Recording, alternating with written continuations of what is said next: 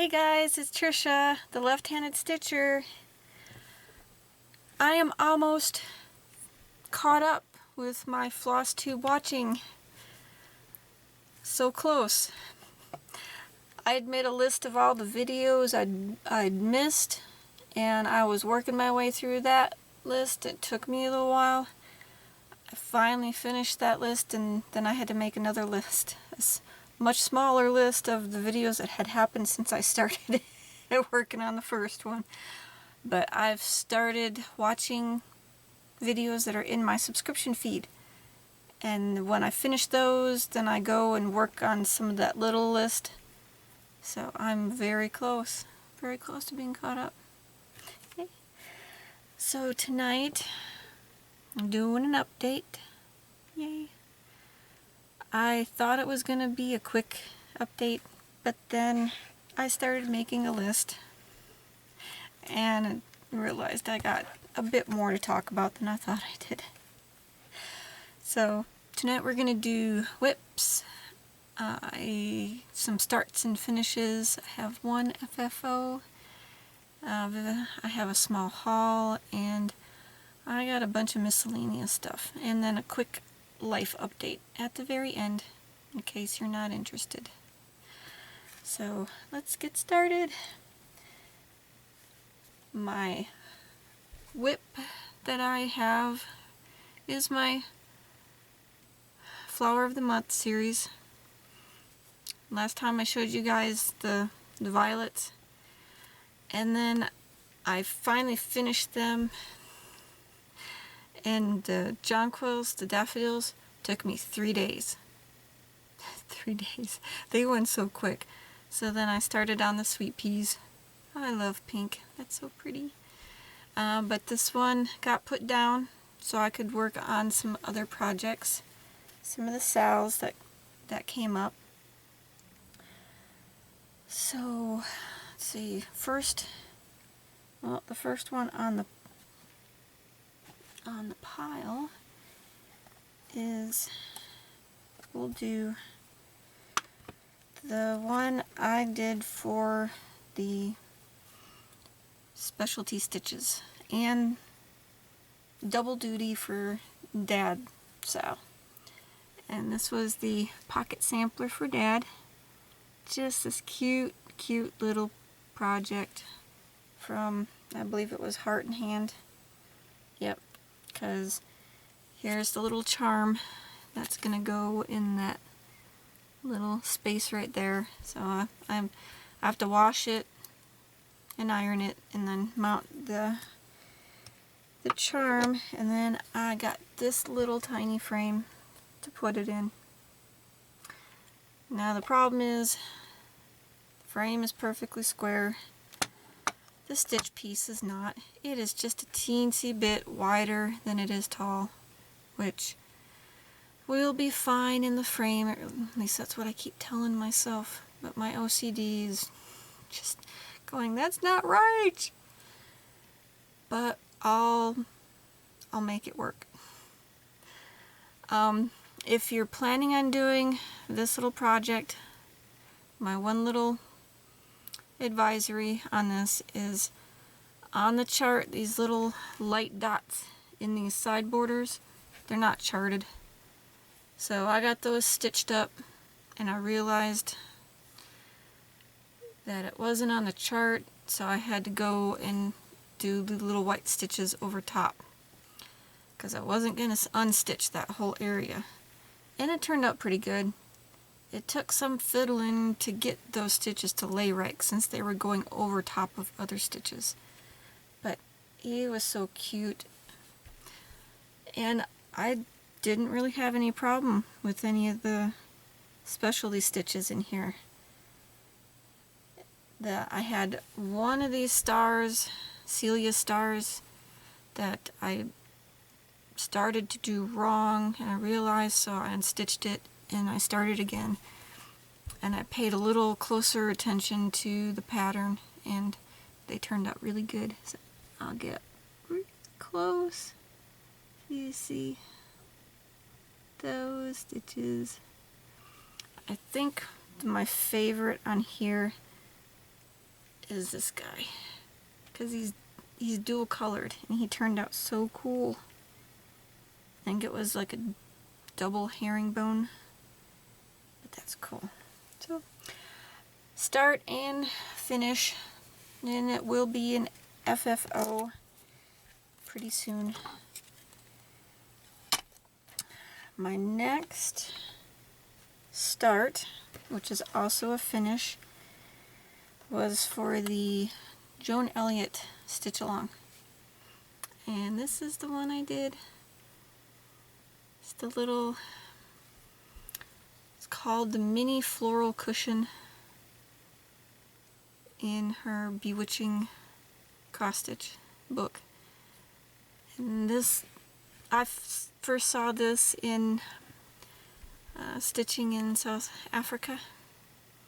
I think it's Monique, and it caught my eye. So yeah, this is the one I picked to do because it is so cute.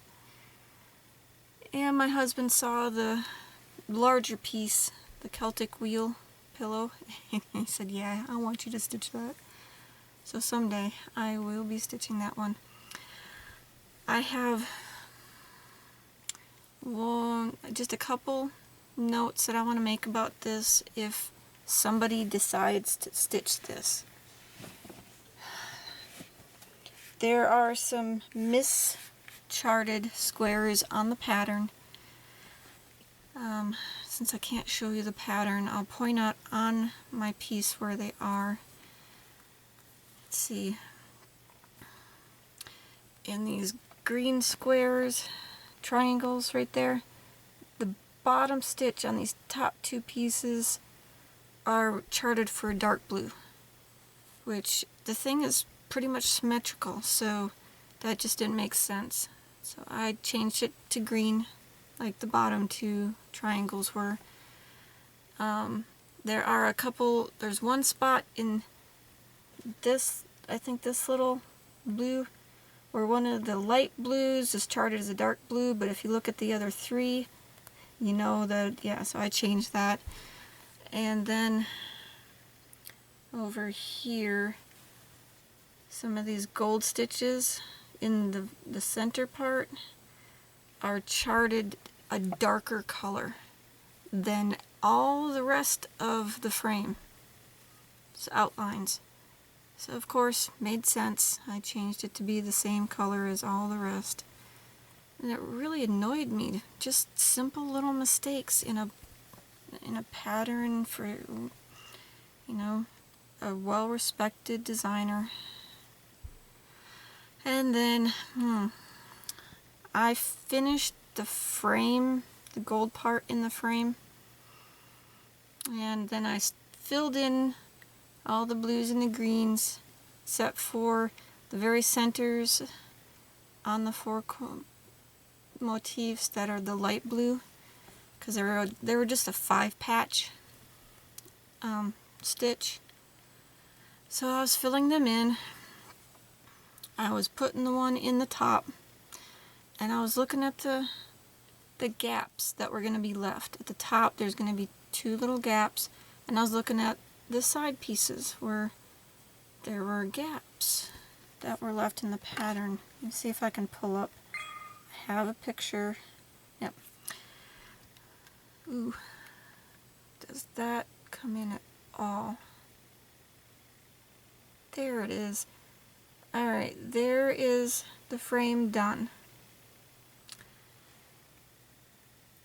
Let me zoom in, and you'll see what I mean, maybe. Alright, so that is the top piece as it was stitched. It did not match the other 3. The other 3, you know, look like that. Well, I took a closer look at it, and it turns out that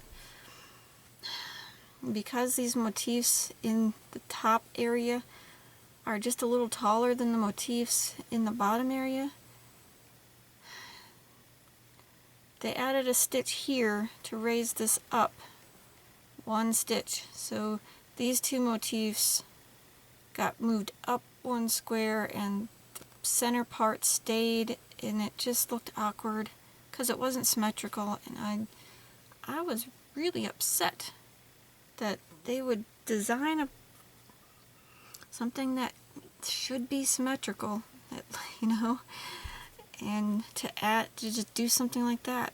I was really torqued because I was stitching this up in the hotel room up in Albuquerque, and it was the only thing I brought with me.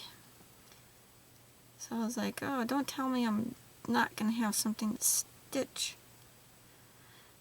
So I slept on it, and when I got up the next morning, I was kind of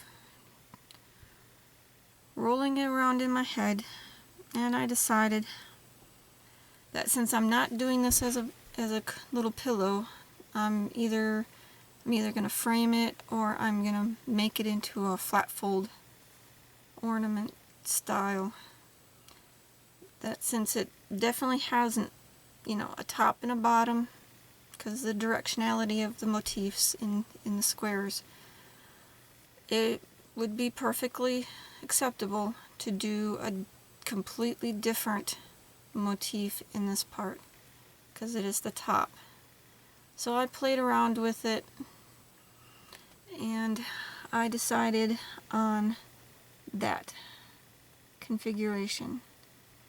It was close to that one, and it uses the same elements, so it's cohesive, but it's different enough that you're not going, hey, it's supposed to be just like that, but it's not just like that. Yeah, so if anybody's interested in my changes to that section right there, I charted it out in Excel, because I have a file that's a grid that's equidistant, you know, squares that I use for charting stuff, and I still have it, so just let me know. I'll be happy to send it to you. But it turned out so cool. I love it. And I did this square last because this is my favorite one. I was saving it. I love this little rose. So pretty. Alright, I think that's all I wanted to say about that. Like I said, this was the Joan Elliott Sal. It's an FO, but not an FFO yet. Okay, my third start, that is the FFO, is something that I did for a patriotic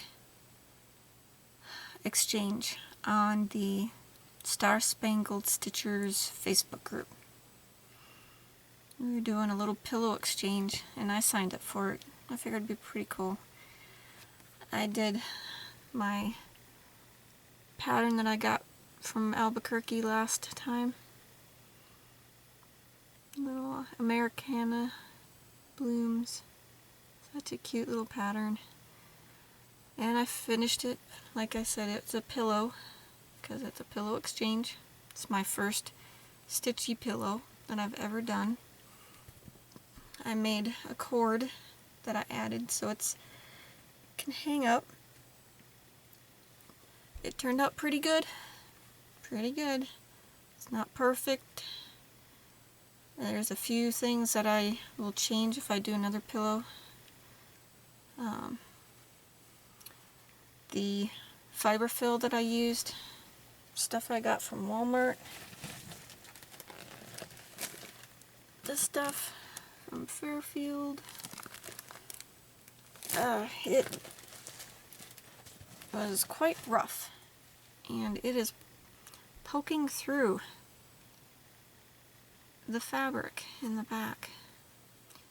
So next time I'm going to get better fiber fill, and I will definitely consider doing some interfacing on it. And then my blind stitch at the bottom, my first time doing that, not perfect, but it works. So I'm happy. And the cord, I actually have the little Krennic quarter on order. This should be arriving from 123 Stitch in a couple of days, but I didn't want, well, I went on YouTube and I looked up videos on how to use the Krennic quarter, and I happened across videos that showed how to make the cord, you know, more low-tech than that, and I figured I'd give them a try, and it turned out really cool. Look at that cord. And in the same colors that are in the piece, so it matches. Yay. And this background fabric, I got it from Walmart. I actually bought the rest of what was on the bolt. It was 3.5 yards, because this is really good fabric for patriotic projects, because it doesn't have straight lines. So I don't have to worry about trying to keep it orientated a certain way. So that was cool. Now the cording that I made, at first I pulled out some of my old DMC floss that's too old to stitch with because you can't be sure of the color fastness of it, and I played around with that. So I'll show you the ones I made. The first one is just, let's see if I can, there we go. Just a little pink and brown floss cord. It turned out pretty good. And then I did one. These are with a single strand of brown and a single strand of pink, but doubled into loops that interlocked. So it was basically 2 strands of each color, and that's the size of it. And then I did 4 strands of each, so 2 strands doubled, and that's how big.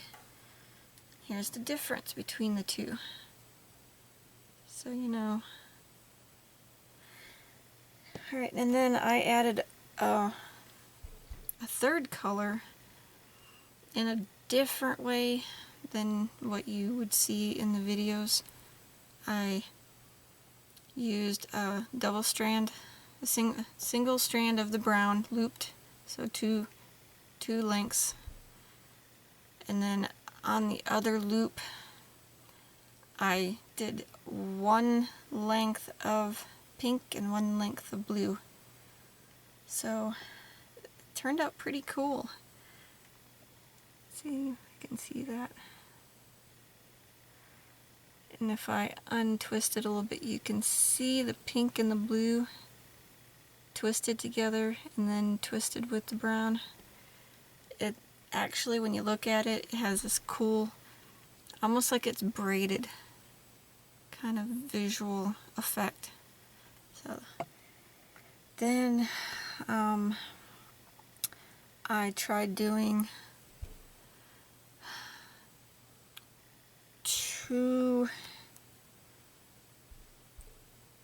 4 lengths of blue and 1 length of pink. Or no, 4 and 2. So twice as many on one side than the other. And that's how it turned out. In a fairly loose kind of twist.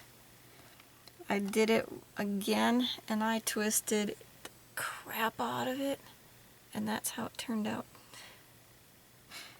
So, difference between a loose twist and a very tight twist. So once I got the hang of it, then I did my cord for the pillow, and it turned out really good. I'm very, very happy with that. Alright, so let's look at my notes. Okay, so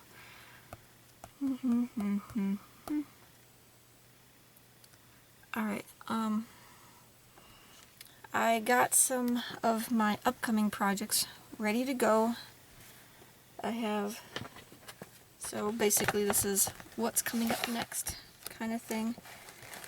I got my patriotic Sal ready to go. So he's gridded and Q-snapped, ready to go. And also I got my something new Sal ready to go. This is going to be the little house needleworker. You guys may have seen I posted something on the Facebook group about it, because this fabric was really hard to work with. It's very rough, and so when I was gridding the first part of it one night, my forearms got kind of almost raw from rubbing on it. So the next day I got up and I put a towel over top of the part that my arm was resting on to save my arm from further aggravation. But yep, and I built a Q-snap to the exact size of the project. Since this linen, it's the recommended one, the Bear Creek Brown from R&R Reproductions. Yeah, R&R Fabrics. It was kind of difficult to iron. It didn't really want to behave. So I didn't want to be putting any extra creases in it that I was going to have to really iron when I'm done. So I built a big old Q-snaps for it, and then because it was an odd size, I made another grime guard, this time out of little dragonflies. So cute. Alright, so that one is ready to go. Well, the floss, the overdyes, they were already rinsed because those are the ones I did in my little tutorial video. So that's ready to go. And when I got done with that one, I kind of got on a gridding kick. I gridded like 7 more of the Sal projects that I have lined up for the rest of the year. So most of the little ones are done. And then I went to grid the fabric for my spider banner for the AAN Sal. And I pulled out the fabric that I had bought for it. It is a 36 count tarnished silver linen, and even with my little visor magnification on, I was like, holy cow, I'm going to have a heck of a time gridding this because it is so tough to see those little threads. So I am not sure if I want to stitch on this or not, because this is a big piece. When I stitch on this, I'm going to have to be wearing my visor magnification, which is like a 4 by 4.3, I think, magnification. And I got to be right up on something. The focal length on that is only about 2.5, 3 inches. So I really don't want to be up on a project this big like that for as long as it's going to take me to stitch it. So I looked into going with a 32 count, which is what I'm stitching most of my stuff on 32 count these days, because I found I can do that easily enough with just my 3x glasses readers that I got from Walmart, and gridding it is easy enough with my visor, and the thread coverage is good enough on that. I struggle with thread coverage on 28 count. I mean, it's decent, but when I got my magnification on, it looks like it's not. So once I pull back, I can see, yeah, it's decent enough, but while I'm stitching, it bugs the crap out of me. So 32 count, I looked at it, and because this piece is so long and thin, the piece of fabric that I would have to order from 123 Stitch to get enough length, it's $53 for that piece of fabric. Now granted, because this is real thin, I would have a decent chunk of it left over to do with other projects, so you know, it's not just $50 for the one project, but yeah, I gotta, so I'm not quite sure. Doesn't happen for a while, so I got some time to think about it. But who knows? Like I said, I don't want to be having to stitch such a large project with my visor magnification. That would take the fun out of it. But I gotta work myself up to spending $50 on a piece of fabric. But I am excited to do this one. I wanted to do it for a while. So, we'll see. Alright, my next thing is Hope and the gang added a Christmas stocking sale. So since I had this guy in my stash, I decided I will at least get started on him. So I pulled my kit out of my stash to take a look at it, and it's a pretty decent little pattern.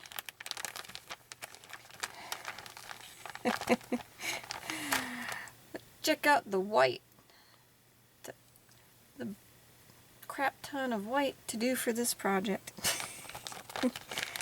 Now, my dilemma on this that I want to ask all of you about is the fabric that came with it. It is a 14 count Aida, and I'm not sure I want to use it for this project. I just happen to have in my stash a piece of 28 count glass blue Monaco that I had bought for a project quite a while ago, and then probably won't end up doing that project. So as you can see, they're practically identical color. So trading out this fabric for this one is a distinct possibility. Now my question for you guys is, have you guys stitched any of these, dimension or any stockings using this kind of fabric or this kind of fabric? Because I'm curious, will the stocking benefit from having the more stiff Aida in it, or does it not matter? Well, using this softer Monaco, which is more fabric-like, since there is a fair amount of open area in this project, I do really like doing it on even weave as opposed to Aida. But I'm wondering, is there a benefit to using the Aida in the stockings? I mean, I could always add interfacing to the Monaco when I go to construct the stocking. So I know I'm going to be changing out the felt that they provided in the kit for the backing, or the back half of the stocking because it's just a white felt. This will get traded out for a nice fabric. And then the colors that are in it and the big chunk of white that I've already showed you. This is a ton of white. And the one little hint that I got from one of the reviews on Amazon about this kit is they have you stitching the big area at the bottom where this snow is with a half stitch, a 10th stitch. And she said that she really did not like the way that turned out. It was showing too much of the fabric through. The coverage was not good at all. So even though they were having you use, I think, four strands. If you're interested, go look it up on Amazon. The review says she was saying she used 3 strands and did a full cross, and it turned out with much better coverage. And so she was very happy about that change she made, so that's something I'll keep in mind. But yeah, input, guys, I can't decide which one I want to do it on. But yep, this is what I will be at least starting for the Christmas stocking sale. Alright, so now on to, let's do the haul next, because it's pretty small. Since we were up in Albuquerque for my pre-op appointment, I stopped by the Stitcher's Garden again. Now the first thing I had to do is I had to get a replacement of this because I opened up the copy I had, and when you know, go inside, there was no pattern on the inside. It was missing. So I called her and I asked about it, and she said, yeah, the next time you come by, I'll put one away for you and we'll just trade them out. So she did that. Awesome. As you can tell, I'm on a patriotic kick. I picked up this little Trail Creek farm called Love My Land. She had a stitched example on the wall, of course, and it looked awesome. So I picked that one up. And I've got Bent Creek Happy Independence Day chart. Just a little tiny one. And it comes with the little tiny snaps. They go on the project to add just a little shine and sparkle. That's different. We'll see what that's like. I picked up Bent Creek's Flag of Stars. I've been wanting to do this one for a while, and I had charted it from a picture before I knew, you know, better about copyright infringement.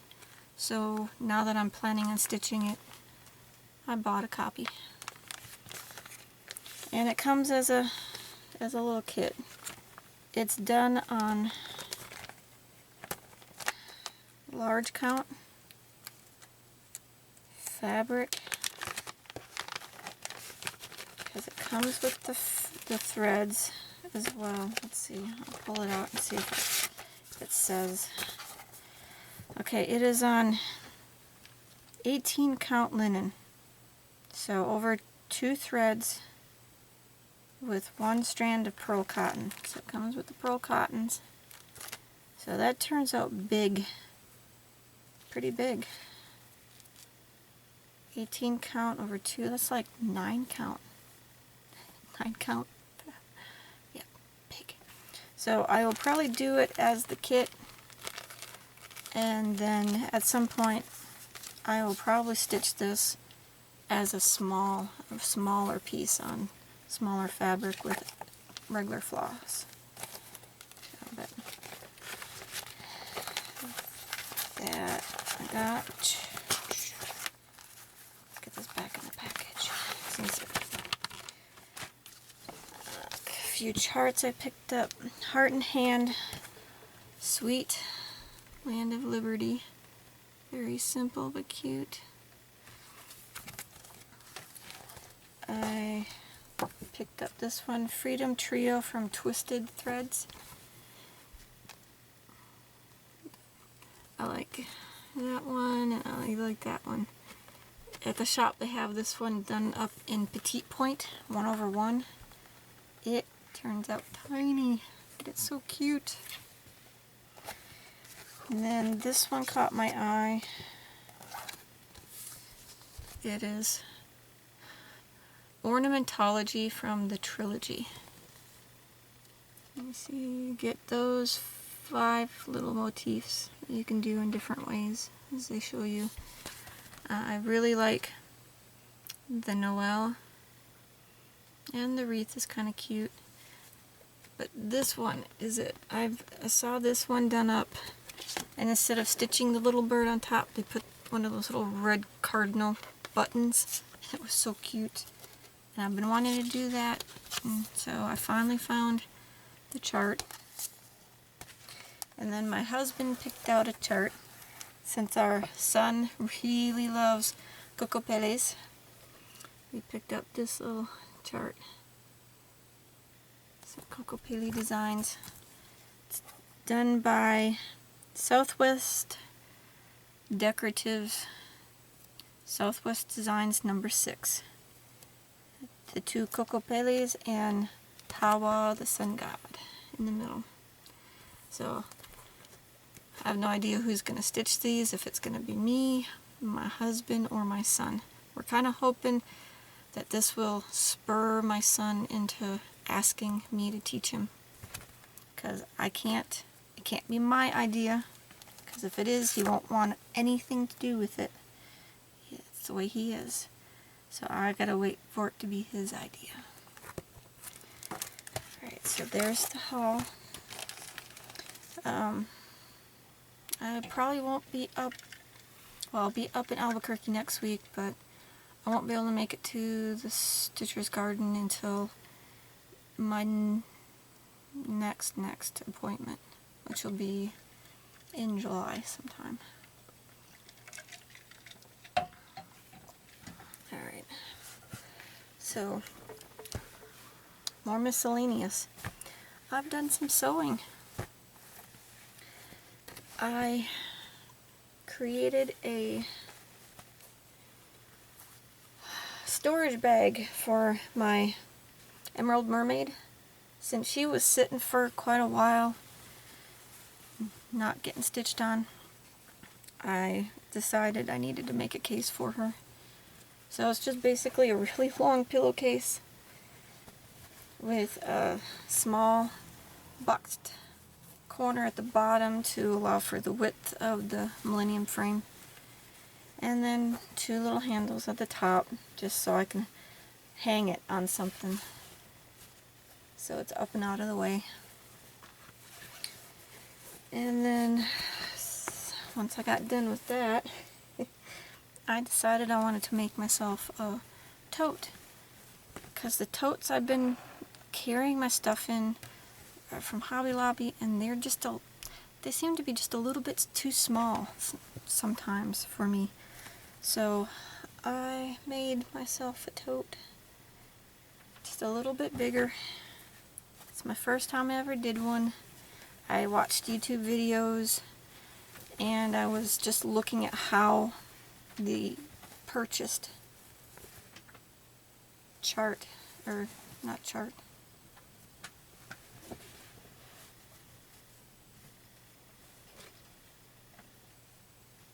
I hear movement behind me. It's the kitty.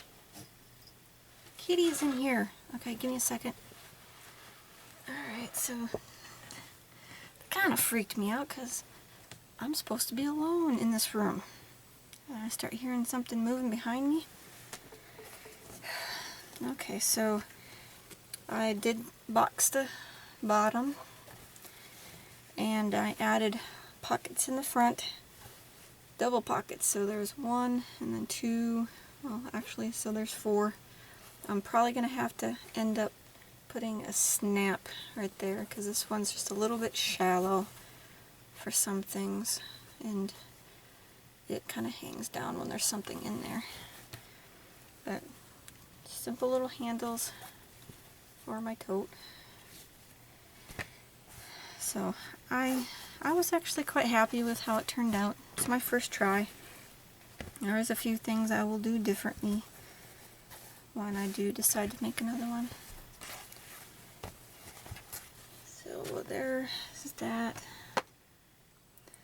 Let's see, look at my list so I don't forget what I want to talk about.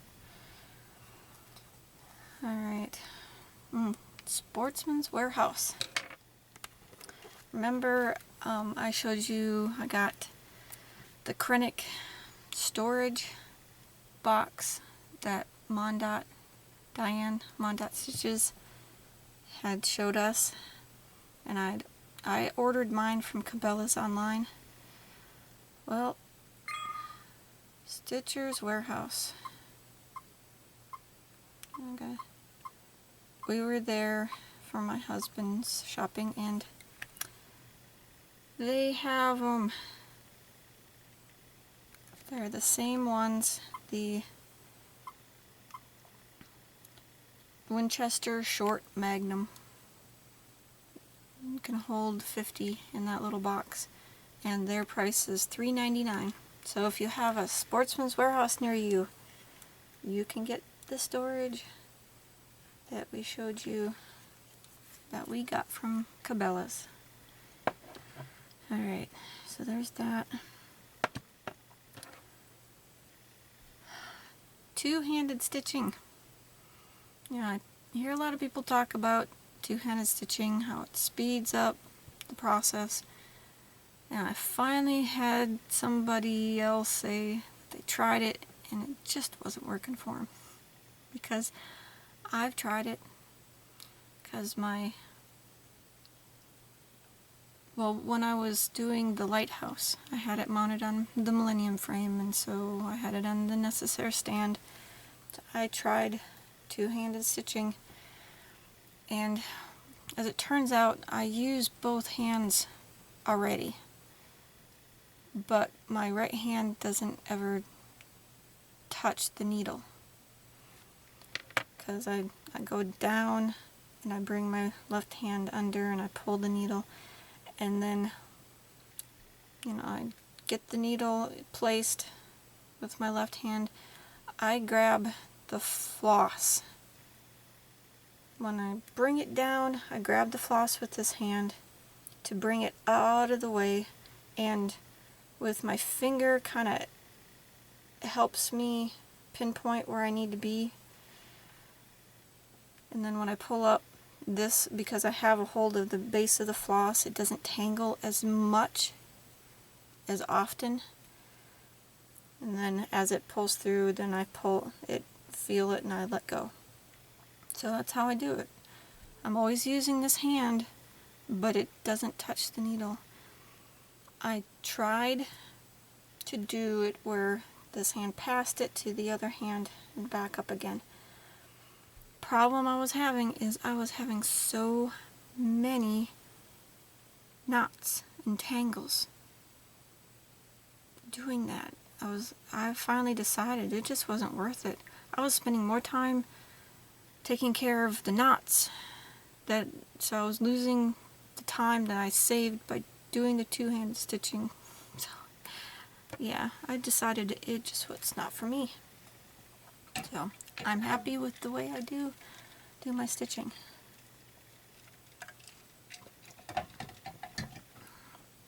Alright, the next thing, the Lorraine threaders. I've had a Lorraine needle threader for several years, and I love these things. I'm one of those people that raved about them.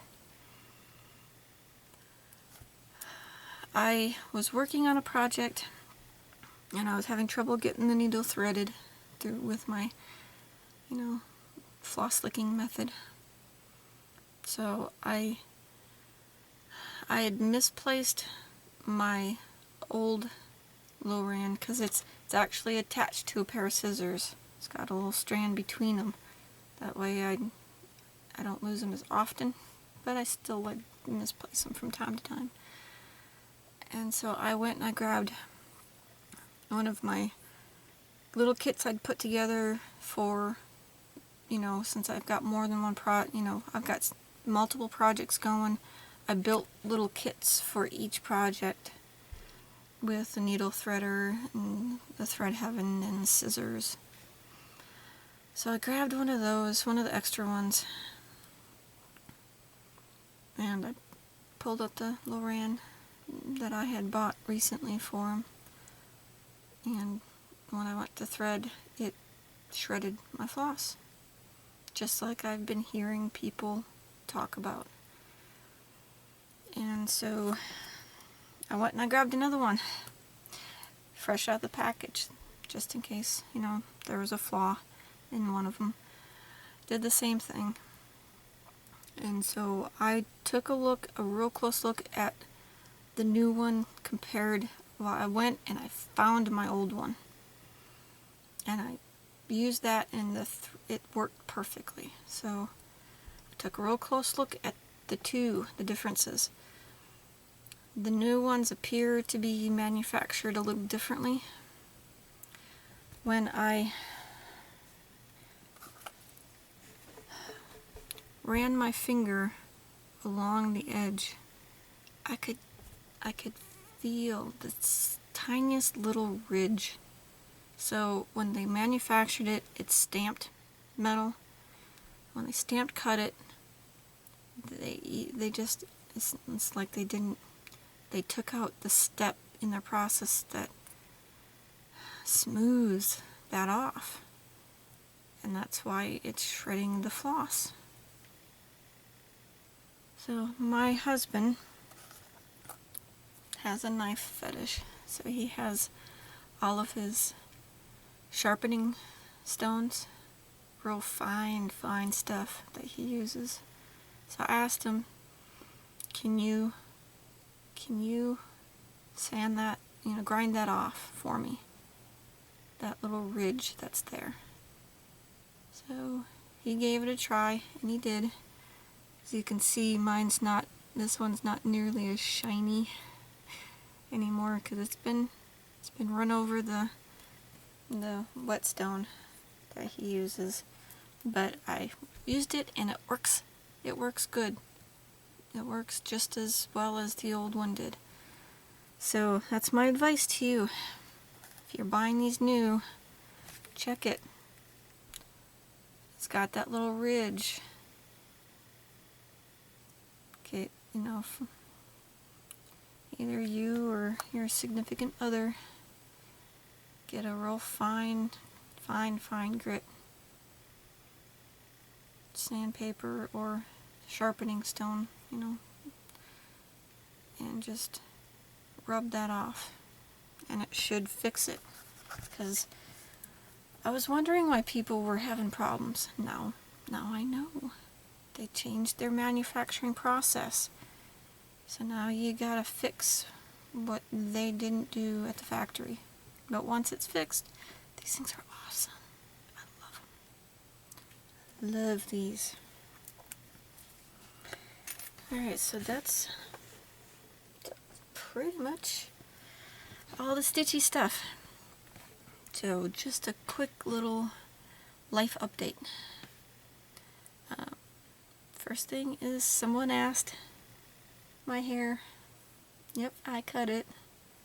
I've had long hair for the majority of my life, and I had cut it about 9 years ago when I was in the Air Force, and I wore it short for several years. And then when I retired from the Air Force, I decided, let me try growing it out again, because I can, and I don't have to put it up every day, because that was part of the problem, is putting it up every day. It's got to be a hassle. So I had it short when I retired and I grew it out, and then I decided I was really not enjoying having long hair because it was a pain to take care of, and the water here is so hard, your hair just doesn't never look healthy. It's always just not looking healthy.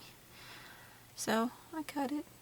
I'm happy because it's so easy to take care of, and it's a lot cooler. Alright, the other thing is surgery. For those of you who might be a little skittish about female issues, I would say sign off now. I won't get graphic, but you know, you've been warned. I have prolapsed organ, which means that my uterus has fallen out of its normal position to much lower in the body, and it's causing all sorts of problems with the organs that normally reside, you know, down further. So I've decided finally it's time. I'm gonna get it removed. So I'll be going up to Albuquerque to get a hysterectomy. My surgery is scheduled for Monday. So that's part of the reason why I'm doing this update now, is once the surgery's done, I'm not sure how long it's going to be before I feel like doing another video. So I will be on painkillers for a while. They say 6 weeks, anywhere from 6 weeks to 3 months, till I'm back to 100%. We'll see. I'm 42, still fairly young, so I should heal fairly quickly. And it's one of the lesser invasive types of hysterectomies, so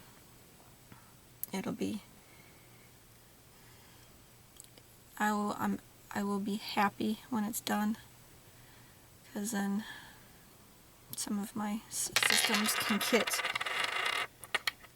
back to normal. Maybe. We'll see. Hopefully. But then I'll be going up to Albuquerque again, because for my surgery, I don't think I'll be in any shape to go visit the cross-stitch store. But I'll be back up there for my post-op appointment in about 2 weeks after that, so I'll be able to hit the stitcher store then. Alright, so that's it. That's it for this one. I hope that my stitchy bug does well with this surgery once I'm not completely loopy on pain meds.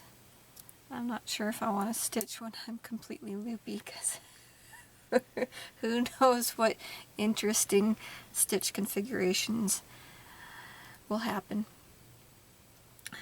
But alright, so that's it. That's everything I had on my longish list. Whips. Emerald Mermaid, I started working on her again today, so she just hasn't seen a lot of progress. So I don't think I'm gonna show her again until I finish the tail, at least. Because I'm gonna do the tail, and then I think I'll do the flowers, the garlands, and then I'll do the skin, because I plan on doing the skin 1/1. And she's got a lot of skin, so I've done 1/1 once before. I showed you my Glory and Pat Sal, Precious Moments, that I did the little girl. As a practice, I did her and the doll that she's holding. I did the skin 1/1. So I have the process down, and I really like the effect. It's tedious as all get out, but I feel that it's worth it. So we're gonna do her skin 1/1. And Cool Cardinal hasn't really seen any action, but he will. He will, because I still love him. The Shamrock Circle has been removed from Q-Snaps. So it's kind of been put into timeout. I may come back to it at some point. We'll see. See. He just might get abandoned, but who knows. I'm not giving up quite yet. Alright, so that's it for tonight. I will still be watching you guys on Flosstube, and I will see you guys, talk to you guys again when I feel up to it. So happy stitching, everybody. Alright, hey guys, I just want to introduce you to the intruder into my craft room. This is Sonia.